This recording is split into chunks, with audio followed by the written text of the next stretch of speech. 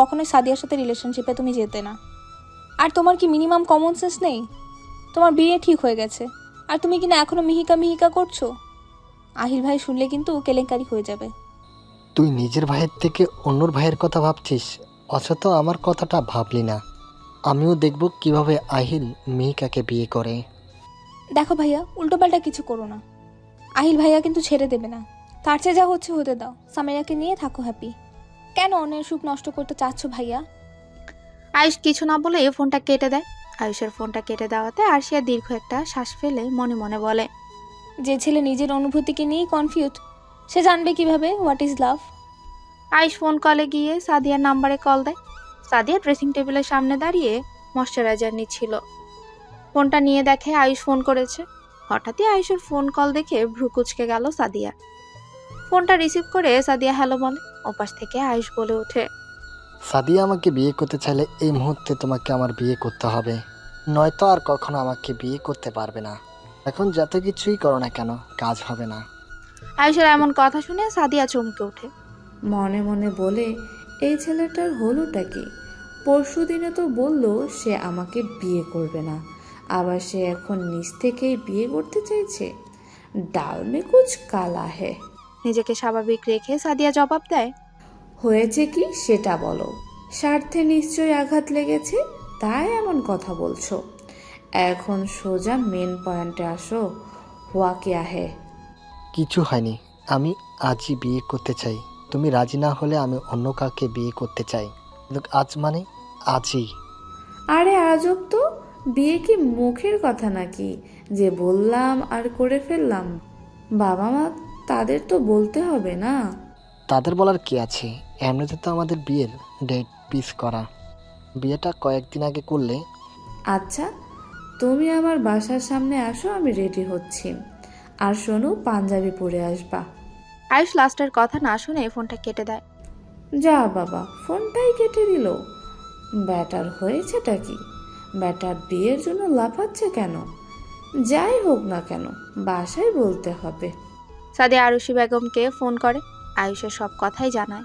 আরুষি বেগম সব শুনে বলে, মা তুমি বরং বিয়ে করো। আমার ছেলে মনে হয় আবার কোনো মেয়ের পাল্লায় পড়েছে। তোমরা গিয়ে বিয়ে সেরে ফেলো, আমি তোমার শ্বশুর আর তোমার বাবা মা যাচ্ছি।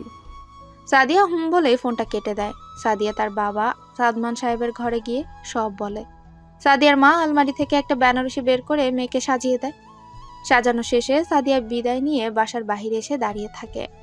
মিনিট দশেকের মধ্যে আয়ুষও এসে পড়ে বাইক নিয়ে। আয়ুষের পরনে ব্লু কালারের পাঞ্জাবি। সাদিয়া দেখে মনে মনে বলে, উফ, কি জোস লাগছে আমার হিরোটাকে। একটু ক্যারেক্টারলেস তো সমস্যা, ব্যাপার না, বিয়ে হোক, এমন প্যারা দেব সব ভুলে যাবে। কথাগুলো মনে মনে বলেই একটা হাসি দেয়। আয়ুষের বাইকে বসে পড়ে সে। আয়ুষ খেয়াল করেনি সাদিয়ার সাজ ওভাবেই সামনের দিকে তাকিয়ে বাইক চালাতে লাগলো। সাদিয়া মন খারাপ করে ফেলে। যার জন্য এত সাজ সে ঘুরেও তাকাচ্ছে না। আয়ুষ কাজী অফিসের সামনে এসে গাড়ি থামায়। সাদিয়া আয়ুষ দুজনেই বাইক থেকে নেমে কাজী অফিসে গিয়ে বিয়ে করে ফেলে। আর সাক্ষী হিসেবে ছিল আয়ুষের দুইটা ফ্রেন্ড। বিয়ে করে কাজী অফিস থেকে বের হতেই নিলে সামনে তাকাতেই নিজের বাবা মা, সাদিয়ার বাবা মাকে দেখে চমকে ওঠে। সাদিয়ার দিকে তাকাতেই বুঝতে আর বাকি রইল না সাদিয়ার কাজেটা। মেহিকা ঘর থেকে বেরিয়ে আরমান সাহেবের ঘরে যায়। আরমান সাহেব শুয়ে খানিক বিশ্রাম নিচ্ছিল। মেয়ের ডাক শুনে শোয়া থেকে উঠে বসে। কিরে, কিছু বলবি তুই? মেহিকা রুমের ভেতর ঢুকতে ঢুকতেই বলে, হ্যাঁ, বলতে তো চাই অনেক কিছু, কিন্তু তুমি কি শুনবে আমার কথা? কেন শুনবো না, বল দেখি। তুমি আবার আমার বিয়ে নিয়ে পড়েছো বাবা। একবার তো হাসির খোরাক হলাম, আবার কি সেই হাসির খোরাক বানাতে চাও? আরমান সাহেব মেয়ের মাথায় হাত রেখে শুধায়, হাতের 5টি আঙ্গুল যেমন এক না, তেমনি সব মানুষও এক না। সাহিল যে ভুলটা করেছে সেটা আহিল করবে না। আহিলকে আমি চিনি। তুমি তো সাহিলকেও চিনতে, তাহলে? মানুষ চিনতে যখন ভুল করেছিলাম, আর এখন তুমি নিজে যাচাই বাছাই করে নেবে আহিলকে। এই সম্বন্ধটা আমি সম্পূর্ণ তোমার ওপর ছেড়ে দিয়েছি। তুমি রাজি হলে আমি আগাবো। ছেলেটা তোমায় নাকি ভালোবাসে, পরখ করে দেখে নাও সে সত্যি তোমায় ভালোবাসে নাকি। একটা সম্পর্ক গড়তে হলে ভালোবাসা থাকতে হয়। আমি জানি আহিলের প্রতি তোমার তেমন অনুভূতি জন্ম নেয়নি, তবুও বলবো একবার কাজকে হীরা ভাবতে গিয়ে যেই ভুল করেছি, তুমি আবার হীরাকে কাজ ভেবে সেই ভুল করো না। মিহিকা হুম বলে আরও টুকটাক কথা বলে সোজা ছাদে চলে আসে। ছাদের দোলনাটাতে বসেই ভাবতে থাকে আরমান সাহেবের বলা কথাগুলো। আচ্ছা, সত্যি কি আহিল আমায় ভালোবাসে? কই, কখনো তো তার আকার ইঙ্গিতে আমি বুঝিনি। আচ্ছা, বাবা তো বললো আমায় তাকে পরখ করে নিতে। আহিল যদি সত্যি আমায় ভালোবাসে তাহলে অবশ্যই আমার সব আবদার রাখবে। কথাটা ভেবেই ফোন বের করে আহিলের নাম্বারে কল লাগায়। আহিল ঘরে বসে ল্যাপটপে কাজ করছিল। পাশে থাকা ফোনটা বেজে ওঠায় ফোনের স্ক্রিনে ব্ল্যাক হর্নেট দিয়ে সেভ করা, যার অর্থ কালো ভ্রমর। ফোনের স্ক্রিনে এই নামটা ভেসে ওঠায় আহিলের মনটা প্রফুল্লে ভরে ওঠে। তড়িঘড়ি করেই ল্যাপটপটা বন্ধ করে ফোনটা রিসিভ করে ব্যালকনিতে চলে যায়। মেয়েকে হ্যালো বলতে আহিল বলে ওঠে, কি ব্যাপার ব্ল্যাক হর্নেট? আজ সূর্য কোন দিকে উঠেছে যে আপনি ফোন করলেন? রাতের বেলায় কি সূর্য দেখতে পাচ্ছেন আপনি? কারেক্ট, সূর্য তো নেই, আছে তো এক জ্যোৎস্না ভরা চাঁদ। তা হঠাৎ কি মনে করে এই অধমকে ফোন দিলে? আমি কাচ্চি খাবো, সাথে চিকেন ফ্রাই, একটা কোল্ড, সাথে চকলেট আইসক্রিম।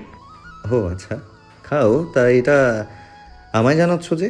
এনিওয়ে, তুমি কি আমায় ইনভাইট করতে চাচ্ছ এগুলো খাওয়ার জন্য? ও হ্যালো, আপনার ইনভাইট করিনি, আপনায় শুনালাম 30 মিনিটের মধ্যে এগুলো নিয়ে আমার বাসার সামনে আসবেন। কি, রাত বাজে 12টা, এখন এসব নিয়ে তোমার বাসায় আসতে হবে? হ্যাঁ, না পারলে বিয়ে ক্যান্সেল। এই, তার মানে তুমি রাজি বিয়ে করতে? ও মাই গড, আমার বিশ্বাসই হচ্ছে না। ওয়েট, আমি এক্ষুনি আসছি। তুমি ঘড়ির টাইম দেখো জান, আই অ্যাম কামিং। কথাটা বলে বিছানার উপর থেকে গাড়ির চাবি আর মানিব্যাগ নিয়ে বেরিয়ে পড়ে। মিহিকা ফোন রেখে ছাদের রেল ধরে দাঁড়িয়ে থাকে আহিলের অপেক্ষায়। আহিল সোজা রেস্টুরেন্ট থেকে মিহিকার বলা খাবারগুলো নিয়ে আসে। গাড়ি স্টার্ট দিয়ে মিহিকাদের বাসার উদ্দেশ্যে রওনা হয়। মিহিকাদের বাসার সামনেই সে বাড়ির দিকে তাকাতেই দেখে ছাদের বাতিগুলো আলোতে স্পষ্ট মিহিকাকে দেখা যাচ্ছে। গাড়ি থেকে না বের হয়ে ফোনটা নিয়ে মিহিকাকে কল লাগায়। মিহিকা হাতে থাকা ফোনটা বেজে ওঠায় গাড়ির দিকে চেয়ে দেখে আহিল ফোন করেছে তাকে। ফোনটা রিসিভ করতে আহিল বলে ওঠে, কি ব্যাপার ব্ল্যাক হর্নেট, তুমি এখনো ছাদে যে? আমি খাবারগুলো নিয়ে এসেছি, তাড়াতাড়ি গেট খুলো। মেয়েকা কানে ফোন নিয়ে দৌড়ে নিচে নেমে গেল। গেট খুলে দেয়।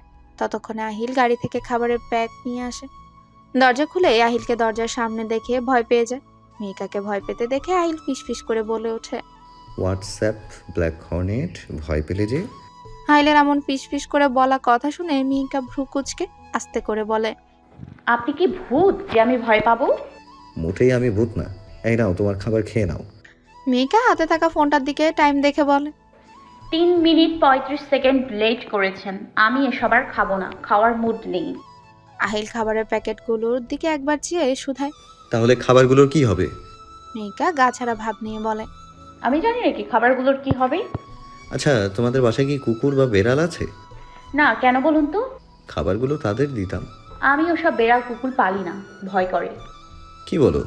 আমার বাসায় যে একটা টমি আর মিক্কি আছে। কি, আপনি বিড়াল কুকুর পালেন? হ্যাঁ, তবে কুকুর বিড়াল দেখে ভয় পাও কেন? ওদের সাথে মিশে দেখো একবার, মানুষের থেকেও আপন হয়ে যায়। আমার ভয় লাগে, কামড় দিলেই তো সুই দিতে হবে। আবার নাকি সুই না দিলে কুকুরের বাচ্চাও পেটে হয়। ধুর, ওসব কিছু না। এখন বলো, খাবারগুলোর কি করবে? জানি না, আমার এখন ঘুরতে ইচ্ছে করছে। এই মাঝরাতে তোমার ঘুরতে ইচ্ছে করছে? সিরিয়াসলি? হ্যাঁ, মাঝরাতে শীতল বাতাসে মানব শূন্য রাস্তায় হাঁটতে বেশ মজাই লাগে। এর আগে হেঁটেছিলে নাকি? হ্যাঁ, এই তো আয়ুষ ভাইয়ার সাথে সেদিন মাঝ রাস্তায় ঘুরেছিলাম। আর সে আর ভাই না সে? কেন বলুন তো? তার থেকে দূরে থাকবা। কিভাবে যেন তাকায় তোমার দিকে। ধুর, কি বলেন, আমার ভাই লাগে, তার উপর ভাইয়ার বিয়েও ঠিক করা। ও আচ্ছা, তো ব্ল্যাক হর্নেট, কোথায় যেতে চাও তুমি? এই তো আমাদের বাড়ির মোড়ের সেই নিরিবিলি রাস্তাটায়। ওকে, চলো তাহলে মিসেস আহিল চৌধুরী। আমি এখনো মিসেস না জনাব, আমি মিস এখনো। ব্যাপার না, হতে কতক্ষণ মিস থেকে মিসেস। খাবারগুলো হাতে নিয়ে চলুন, ওখানে কিছু পিচ্ছে আছে, তাদের দিব। ওকে, চলো। কথাটা বলে আহিল খাবারের প্যাকেটগুলো নিয়ে গাড়িতে উঠতে গেলে মেয়েকা বলে ওঠে, কি ব্যাপার, আপনি গাড়িতে উঠছেন কেন? আমরা হেঁটে হেঁটে যাব। এই রকম মুহূর্ত গাড়িতে বসে এনজয় করা যায় না, বুঝলেন? বাবা, ব্ল্যাক হর্নেট তো দেখি খুবই রোমান্টিক। কথাটা বলে মিহিকা পায়ের সাথে পা মিলাতে লাগলো আহিল। মিহিকা হাঁটতে হাঁটতেই জবাব দেয়, এই, আপনি আমায় ব্ল্যাক হর্নেট বলে ডাকলেন কেন? আমি কালো তাই বলে এই নামে ডাকবেন? চুপ, তুমি কোথায় কালো? তুমি যদি কালো হও তাহলে আফ্রিকার মানুষেরা কি? তুমি কি জানো আফ্রিকার এক লোক যার নাম নেলসন ম্যান্ডেলা, তিনি এই ফর্সা কালো নিয়ে যে বৈষম্য সেটার জন্য যুদ্ধ করেছেন। তিনিও তো কালোই ছিলেন। হ্যাঁ জানি, আমার পড়ার বইতে আছে এটা। তাহলে ওভাবে বললে কেন? তোমায় ভালোবেসে আমি ব্ল্যাক হর্নেট বলে ডাকি, যার মানে কালো ভ্রমর। তুমি আমার কাছে উড়ে আসা এক ভ্রমর। এই তো এসে পড়ছি। কথাটা বলেই দৌড়ে এক গাছের তলে গিয়ে ঘুমন্ত 3 বাচ্চাকে ডেকে তুলে আহিল এগিয়ে যায় সেই গাছটার নিচে। 3 বাচ্চার পাশেই তাদের মাও ছিল। মিহিকা খাবারটা নিয়ে পিচিগুলোর মাকে বলে, আন্টি এই ধরুন খাবারটা, ওদের জন্য এনেছি। মহিলাটা খাবারগুলো নিলে মিহিকা চলে আসে। আহিল মিহিকার পেছনে পেছনে এসে বলে, তুমি কি ওদের চিনো? ঠিক সেভাবে চিনি না, প্রায় ওনাদের এখানে দেখি। ও, চলো তাহলে ওই বেঞ্চটাতে গিয়ে বসি। মিহিকা হুম বলে এগিয়ে যায়। রাত বাজে 2টো। মিহিকা আর আহিল বসে আছে বেঞ্চটাতে। থেকে থেকে আহিল 2-1টা প্রশ্ন করছে আর মিহিকা উত্তর দিচ্ছে। মিহিকা হঠাৎই বলে ওঠে, আচ্ছা আপনি আমায় বিয়ে করতে চাইছেন কেন? আমি তো আহামরি সুন্দর না, তার উপর আপনার ভাই আমায় রিজেক্ট করেছে, সেই জন্য কি দয়া করে এটা করছেন? আহিল বসা থেকে উঠে মিহিকার সামনাসামনি দাঁড়িয়ে বলে, থাপ্পড় চিনো তুমি? থাপড়িয়ে গাল লাল করে ফেলবো। আমি কি তোমার রূপ দেখে তোমায় বিয়ে করতে চাচ্ছি? হ্যাঁ, আমি আমার মানসিক শান্তির জন্য তোমায় চাই। শুধু মানসিক শান্তির জন্য? বিরস গলায় বলে ওঠে মিহিকা। সব কি বলে বোঝাতে হয়? আমি তো সেভাবে ভেঙে বলতে পারি না মিহিকা। আমি জানি আমার শুধু তোমাকেই চাই। আমি বাসায় যাব। কেন? ভালো লাগছে না, বাসায় দিয়ে আসুন। আচ্ছা চলো। বলেই মিহিকা আর আহিল হাঁটতে লাগে। বাসার সামনে আসতেই মিহিকা বাসায় ঢুকতে নিলে পেছন থেকে আহিল ডেকে ওঠে। আহিলের ডাক শুনে মিহিকা পেছনে ঘুরে তাকালে আহিল সামনে এগিয়ে গিয়ে মিহিকার কপালে চুমু খেয়ে বলে, আমাকে বিশ্বাস করে দেখতে পারো? প্রমিস করছি কখনো জেনে শুনে তোমায় কষ্ট পেতে দিব না। একটু ভরসা না হয় করো। শেষ নিঃশ্বাস অবধি তোমার পাশে থাকবো। ভালোবাসি। যাও এখন গিয়ে সোজা ঘুমিয়ে পড়ো। মিহিকার কিচ্ছু না বলেই সোজা বাড়ির ভেতরে ঢুকে পড়ে। আহিল মিহিকার যাওয়ার পানে চেয়ে গাড়িতে চলে যায়। মিহিকার রুমে এসে বিছানায় শুয়ে পড়ে। ঘুম নেই 2 চোখে। দ্বিধায় পড়েছে মন নিয়ে। আদৌ কি আহিলকে বিয়ে করা উচিত? এসব ভাবতে ভাবতে ফজরের আজান দিয়ে দেয়। ফজরের আজান কানে আসতেই মিহিকা ওয়াশরুমে গিয়ে অজু করে ফজরের নামাজ পড়ে বিছানায় যায়। আবার যদি ঘুম ধরা দেয়, মিনিট 10-এর মধ্যে ঘুমের দেশে পাড়ি দেয় মিহিকা। সকাল 7টা বাজতেই সামিরার চিল্লানোতে মিহিকার ঘুম ভেঙে যায়। আড়ষ্ট গলায় মিহিকা বলে, উফ আপা, চিল্লাও না তো, সরো, ঘুমোতে দাও। সারা রাত ঘুমাতে পারিনি। সামিরা লাফ দিয়ে বিছানায় উঠে বলে, আরে তুই তোর ঘুম নিয়ে আছিস, ওদিকে কি হয়েছে জানিস? কি হয়েছে আবার? আরে আয়ুষ ভাই কাল রাতে বিয়ে করে ফেলেছে। কথাটা শুনে মিহিকার ঘুম উবে যায়। তড়িৎ গতিতে বিছানা থেকে উঠে বলে, কি বলো এসব ভাইয়া, বিয়ে করে ফেলছো নাকি? আরে হ্যাঁ, তাড়াতাড়ি উঠ, ফ্রেশ হয়ে রেডি হ, সবাই যাবে ও বাড়ি। আয়ুষের বাসার ড্রয়িং রুমে বসে আছে মিহিকা, আরমান, আরশিয়া, সাহিল, মমতাজ বেগম, আরুষি বেগম, টিপু খান, আয়ুষ, সাদিয়া আর সাদিয়ার বাবা মা। কাল রাতে আয়ুষের বিয়ের খবর শুনে আরশিয়া, সাহিল চলে আসে। টিপু খান আর কথা না বলে থাকতে পারেনি মেয়ের সাথে। মেয়ে আর মেয়ের জামাইয়ের আপ্যায়নে কোনো ত্রুটি হতে দেননি তিনি। আরমান সাহেব বলে ওঠে, কাজটা ঠিক করলি আয়ুষ, না বলে বিয়ে করে ফেললি। সামনের মাসেই তো বিয়ে ছিল তোর, এত তারা কিসের তোর? বিয়ে ঠিক ছিল, ও ছাড়া আমার পক্ষে থাকা সম্ভব হচ্ছিল না, বিয়ে করে নিয়ে এসেছি। আয়ুষের এমন ঠোঁটকাটা কথা শুনে আরমান সাহেব কথা বলার ভাষাই হারিয়ে ফেলেছে। আয়ুষ ভাই, এটা কি ঠিক হলো? কত ভেবেছিলাম তোমার বিয়েতে আমি আর সামিরা আপু কত এনজয় করব, তুমি তো তার হতেই দিলে না। নিজের বিয়েতে এনজয় করো, সামনে তো তোমারও বিয়ে, এটাই করো এনজয়, না করছে কে? আয়ুষ ভাই, মিহিকার বিয়ে এখনো ঠিক হয়নি, তোমার বিয়ে খেতে পারলাম না, আফসোসে মরে যেতে ইচ্ছে করছে। মাঝখান থেকে সামিরা বলে ওঠে, জীবনে বিয়ে খাসনি তোরা? এইসব গোল মিটিং ছাড়ো, আদি আমার রুমে আসো তো। কথাটা বলে আয়ুষ উঠে যায় সোফা ছেড়ে। আয়ুষের যাওয়া দেখে আয়ুষের মা আরুষি বেগম তপ্ত শ্বাস ফেলে বলে, আয়েশের কথা বাদ দে তো আরমান, বুঝতেছি না ছেলেটার হঠাৎ কি হলো। বিয়ে তো ওর হবু বউকেই করছে, অন্য কাউকে তো আর না। এতে আর আমাদের সমস্যা কি? তোর ছেলে আপা, তুই ভালো বোঝ, আমি আর কি বলবো। বলছি ছোট করে একটা বউ ভাতের আয়োজন করব, পরিবারের সবাই থাকবে আর বাইরের 2-1 জন থাকবে। ব্যয় কি বলেন? সাদমান সাহেব খানিকটা নড়ে চড়ে বসে বলে, আপনারা যা ভালো বোঝেন, আমার কোনো আপত্তি নেই। আচ্ছা, আমি পরে আসবো নি, আমার অফিসে যেতে হবে। মিহিকা আর ভাবি স্বামীরা বরং থাকুক, অফিস থেকে ফেরার পথে নিয়ে যাবো নি। সবার থেকে অনুমতি নিয়ে আরমান সাহেব চলে যায়। সাদিয়া বসা থেকে উঠে আয়ুষের ঘরে চলে যায়। আয়ুষ বিছানায় বসে আছে। সাদিয়া গিয়ে বিছানায় বসে পড়ে। কি ব্যাপার, ওভাবে আঙ্কেলের সাথে কথা বললে কেন? এবার বুঝলাম মিহিকার বিয়ে ঠিক হচ্ছে বলে তোমার এত জ্বালা। জানোই যখন কাটা গায়ে নুনের ছিটা কেন দিচ্ছে? কেন দিচ্ছে জানো না? এভাবে কি সংসার হয়? মনে থাকবে এক মেয়ে আর সংসার করবে অন্য মেয়ের সাথে। আমি সংসার করার জন্যই বিয়ে করছি। তুমি তোমার চাহিদাগুলো ঠিকভাবে পেলেই হলো। অনেক কি আছে সেটা দেখবে কেন?